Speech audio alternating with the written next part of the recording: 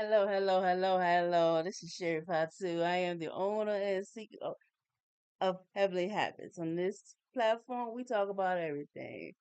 We talk about disability, disability, and whatever we're grown enough to talk about. But today, our talk today is coming from Aging Care. I love that. I love this newsletter. If you can get it, it's called agingcare.com. They talk about many things about aging as we get older. But today, the talk was about how do you know when it's time to have home care step in? And I think that's for all of us, not just for aging, but people who have a disabled, people who are, financially insecure. They need little funds to get what they need to do. Because sometimes their family do need little funds to get over, and they won't let us know and say nothing because they're too proud to say something. And sometimes you have to step in and say, "This is enough. I'm gonna give you this money so you can go ahead and fix what you need to do." But we're gonna go ahead and talk about when do we know that home care is for your aging parent or the aging adult or the disabled. Oftentimes, seniors have this knack that they want us to remain independent as much as possible, and we all do. We don't want to lose our control. We want to be control of our own lives as long as possible. But typically, older adults um, will downplay, because so they talk downplay. Oh no, honey, I don't need it. I'm all right. They when they were experiencing, an accident or a sudden decline. Oh no, baby, it's all right. I'm just not feeling okay today or whatever, and it's okay. And they won't call you in crisis. I know that I was here and I was worried. Like I told you, I have an uncle, and the reason they called to my heart is because my great grandmother who was raised me, she looked just like my uncle as he ages, and I tried to go and see him and talk to him, and his and my aunt, uh, she is a gift from God. You hear me? That woman is anointed with grace and patience. And I tried. They're 80 years old, and I try to go and fellowship with them and talk with them as much as possible. But today, I realize is that sometimes, you don't want to put in. I know as the child being seen as a child, you don't want to put too much of your bit, too much your mouth on anything because you're afraid that they'll say, "Well, who grown here? I'm an adult here. I'm the parent. Who the child?" Amen. Who would put amen in the comments if you know what that's like. But what happens is that if we get too busy worrying about what somebody gonna say or worry about what grandmama gonna say or whatever, we don't get things fit because closed mouths don't get fed. And oftentimes they worry too much about how we see them instead of that. I know when I see my aging parent or my aging elders, it hurts me in my heart because first of all, I want to help them because we can do better than this. Secondly, there, I'm not there as I am there as your child, your niece, I'm an extension of your arm to be your help, to be your aid, and sometimes to be your guidance. It's not hard, as you get a day, sometimes it's easy. I know it's not easy to go and say, I need some help. Me either. But sometimes we have to go and reach our hand out and say, look, I need help in these areas because they won't get better. And so what I can say is that we want to avoid is galvanizing ourselves in a place where it's comfortable for us and saying that, okay, I don't want to I don't want to step on anybody's feelings. Or I'm gonna get my her friend feelings hurt or what. Oh well, you can't stay in the point of, uh, uh, you have to sit and say, I'm an adult, and this is what I've seen, this is what I've observed, and this is what I can handle, and this is what needs to be done. And at that point in time, when you get that in your mind, it says you're not hurting, you're helping, and you want to see your parent in a better place. Now, if you walked around with the best, let me take you an example. You walked around with the best shoes on, nice, most comfortable shoes, and you walked around and you saw your mama in shoes, in 40, 50-year-old shoes, Lord have mercy, she can barely get around. Are you going to say, Mama, are we gonna say, well, no, that's what Mama like? Or are you gonna say, Mama, these shoes gotta go? I see you limping around. They look terrible, limping around. They're not good for your gait. Look at your knees hurt because of it. We're gonna get you some new shoes. We're gonna buy you some new. I don't. Yes, you do. You gonna need it. And we're going to get them. And that's sometimes that's how we're going to get them. And he said, because I see you there. And then she, sometimes, sometimes you just may have to show up with them. Say, look, I show up with them shoes. I'm tired of seeing you limping around here. Let's try these shoes on. We're gonna try these shoes on today. Sometimes you gotta say, look, let's say we're in a bad place. Because if your mother and your parents are, your elders are in a bad place, you're in a bad place too. Because you are interconnected. You are a family. And when when one person hurts in the family, all of us hurt in the family. So what I encourage you to do, let's go back to what the talk is truly about, and I digress.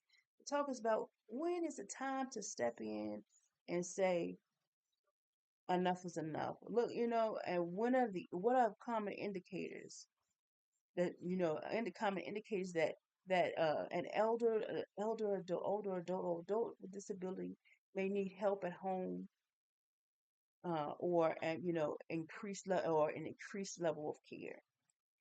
And one of these that they mention is difficulty grooming themselves, or bathing, toileting, dressing.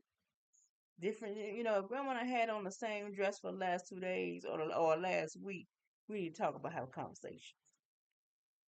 Toileting, and you often in toileting, continence, you know. I know when my grandmother was alive, she used to keep up because back then and then, back when grandma was raising me, we had it back in the 80s, and they didn't have the pins like they have, you just wore like a pad, and she hated that thing. She wore a pad or a little cloth in her underwear, and I used to ask her, Grandma, why don't you let us wash it? We're gonna wash it with our underwear too. No, that's all right. She hand washed. I said, Grandma, ain't no shame in it. It's just like washing our underwear. We get, we kids, and you know what happened. We be in the bed sometime too. That's what happens with kids. But she wouldn't let us wash, and then what happens? She got tired of looking at the clothes and threw them away. And which I don't think is a good thing, but I guess that, she just said it's enough. We either get you, depends, or get you another type of pad or not. But these cloths are not for you anymore. But also too, when I digress, walking and transferring. How is your elderly parent moving? Are they moving all slumped over, moving from the bed to the chair? You look, Mama, you can't even get to the bed from chair. Are we needing a walker? E- having difficulty eating and drinking. For me, my grandmother displayed that she was losing weight, and she could barely swallow. And she said, "I can't swallow anything anymore." And she was suffering from a side. She was older. She was about in her 70s, and she was suffering from esophageal stenosis. And because she couldn't swallow anything, because I always remember, Grandma, why you beating up the nuts so I can swallow them? And she used to take nuts and beat them up, or she would, how you take apples. She would take an apple. She loved apples, but she wait till they got a little bruised or brown. And I thought that was rotten. Nobody want to see a bruised or brown place, but that's when she could eat it. And I said, Grandma, well, let's just get some applesauce. No, I don't want applesauce. I want my apple. And what happens is that we had to go and once I think what happens is my uncle stepped in. He said, "Mama, you ain't eating, you losing weight. We're gonna have to take you to the doctor." So this is when we found she was suffering from some stuff excuse me, esophageal stenosis. And what that is the narrowing of narrowing of the esophagus. And because the esophagus, she was having heart problems eating or drinking. My grandma was getting to the point where all she was living on was Coke and Reese's cups. That's what she loved, Coke and Reese's cups. So, as an elder, as getting older himself, my uncle stepped in and said, "Look, Mama, we can't have this no more." Cause he said, "We're gonna take you to, we're gonna take you to the doctor, my mama. I ain't gwine, I ain't gwine, I ain't gwine." He said, "That's old folks," and I ain't gwine means I am not going.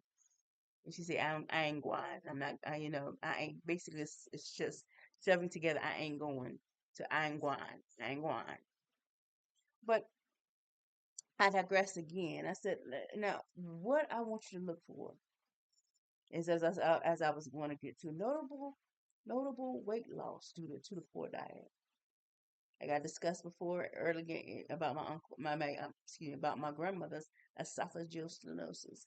If you start to see the weight loss, and you know that you brought food in the house, and there's food, difficulty eating, uh, difficulty cooking, food you shop for and hadn't been touched. You should ask questions here. Wearing soiled clothes or dresses inappropriately for the season due to difficulty in dressing. Like, your mom and grandma should have on a sweater, but she ain't got it. She couldn't put the sweater over her head. So she just wore what she could. That's because she couldn't lift her arms.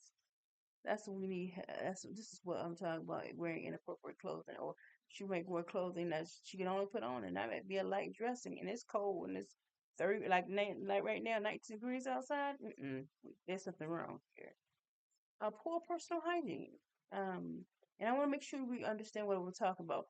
I'm talking about things that you should notice, and when the time that you should step in and say, I need to talk. We need to talk about this, or we need to do this.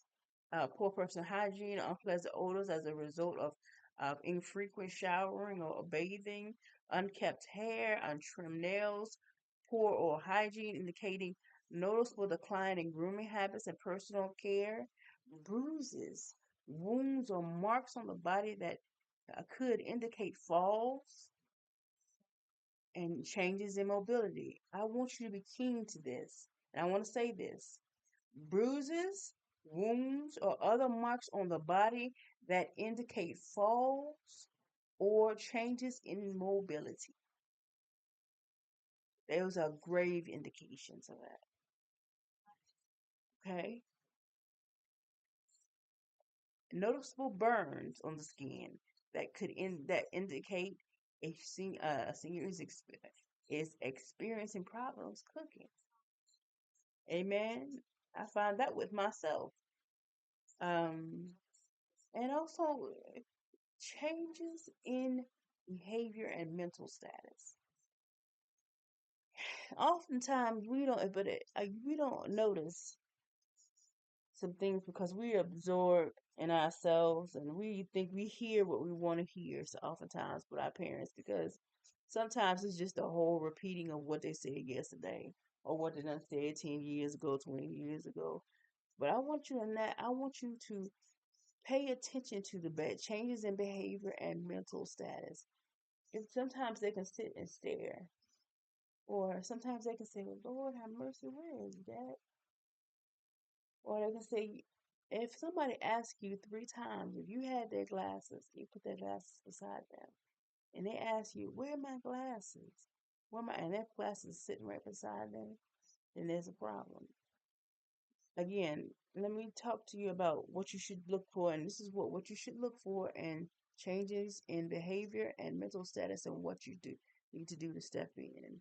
Lack of drive or motivation, loss of interest in hobbies or activities, difficulty keeping track of time, failure to return calls to friends and family, changes in mood, or extreme mood swings, increasing excuse me, increasing agitation, verbally and physically uh, abusive behavior, changes in sleep patterns, insomnia, or sleeping more than usual, neglecting household responsibilities. If you see you know how my mother used to be impeccable. She always, everything had to be clean. But what I noticed that she was getting older, she couldn't do anything. Her inability to be, she wasn't as clean anymore. Everything wasn't in a specific place. Some things she got rid of. I remember what happened. She said I just couldn't keep them up, so she just threw them away, threw them out. And I found that she was having inabilities to take care of herself. Her carpal tunnel had started acting up. She couldn't really grab anything. She couldn't lift her head over her head, and so there's some things that should have been bought, or she actually moved to another apartment that was more fitting for a actual disabling elderly parent, patient, or person. And that was one of the greatest things that happened. But I want to know. I want you to also know changes in household cleanliness and organizations, extreme clutter, or evidence of hoarding, stacking of unopened mail, late payment notice, bounce checks, unpaid bills, calls from a collector on utility being turned off. These are probably the things that we need to step in and say, look, what's happening? And also the inability to independently complete instrumental activities of daily living. That is one of the key noticeable things that you feel that you need to step in on. If you know that if your parent was up here, and you know exactly how they was. That they were impeccable. Everything had its place, and she had OCD sometimes, with everything having its place and everything. But all those things, the things you used to like and used to care, are gone. Bills piling up, spoiled food that doesn't even get thrown away. As I meant, clutter in areas that was never cluttered before. little or no fresh uh Little or no fresh healthy food, or overall low food supply can can can also indicate that there's a financial problem there. Strain, strain or wet furniture, or stained or wet furniture or carpet, urine odor in the house, which was not, which can be an indicator of incontinence. Food or appliances with noticeable burns could indicate food that has been left unattended while cooking or reheating.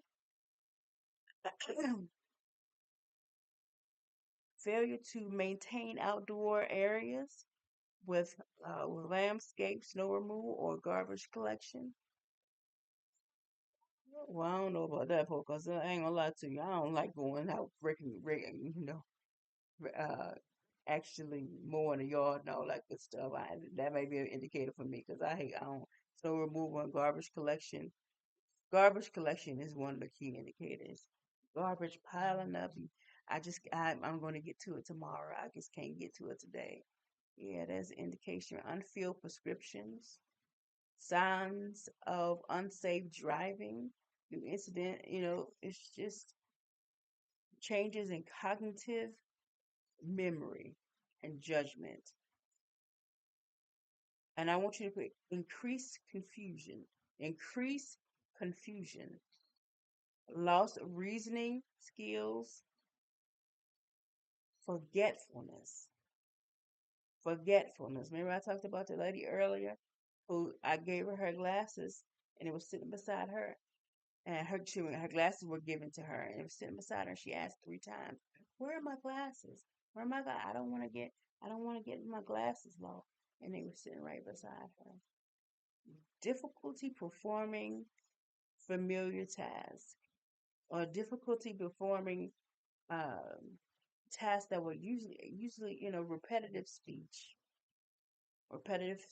action, inability to complete sentences, impaired word finding ability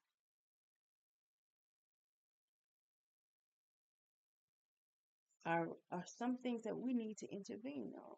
So what do you think that you could say, or what do you think some things that are some good ways to address your elder aging parents? How do you say, Mama, do you go and have, Mama, I need to talk to you because we need some help?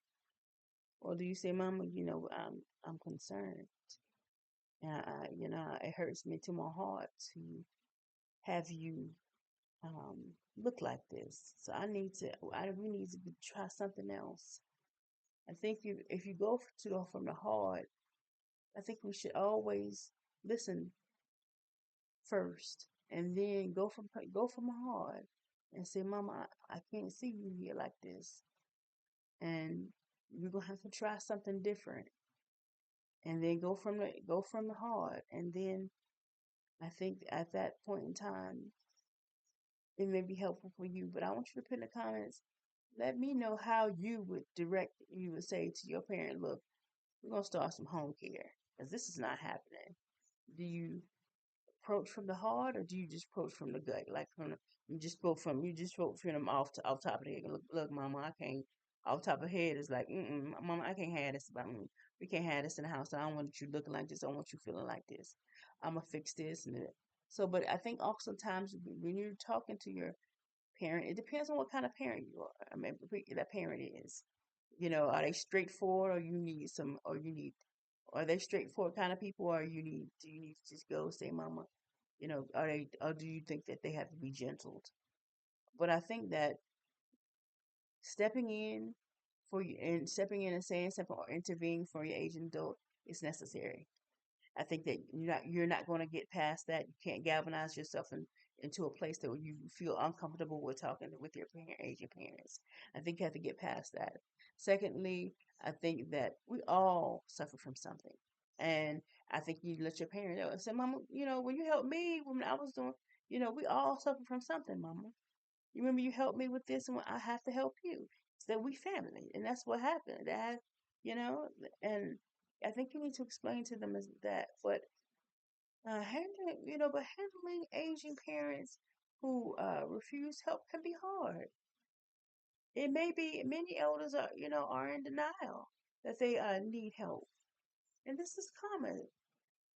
Sometimes I think, and also to try to find the right person to talk to your aging parent. If you have a brother and sister that talk is they have a better relationship with your parents than you, please let them talk first. Um, but who among us often would admit oftentimes that they need the help they need help, because oftentimes as we get older, we do want to control things. We want to control our environment. We want to I mean, we're losing control of our bodies. I mean, our bodies are failing us, but we want to have as much control as we want, or that we need, maybe. But what I'm saying, I'm sorry, Lord have mercy, I digress. Let me end this talk on this note. Intervention is necessary. Intervention saves lives. You have to ask if you want mama and daddy around, or auntie, whoever around, or grandma around a little bit longer, or you just want to shuffle them off to the nursing home and just let it be done. And you have to decide if how what quality you want to your parent and your agent or whatever, aging or disabled or whatever. You want a better quality of life for them because you're intervening, and you have to want the better quality of life enough for them to get out of your comfort zone, and you need to talk about it as a family. And that's it. Um, anything else that I missed, please let me know in the comments. I mean, anything else that you would address better, let me know. Shoot, put it in the comments, baby. This was real talk. This is Fatu signing off. Heavenly habits, God bless. We ain't messing right here, right?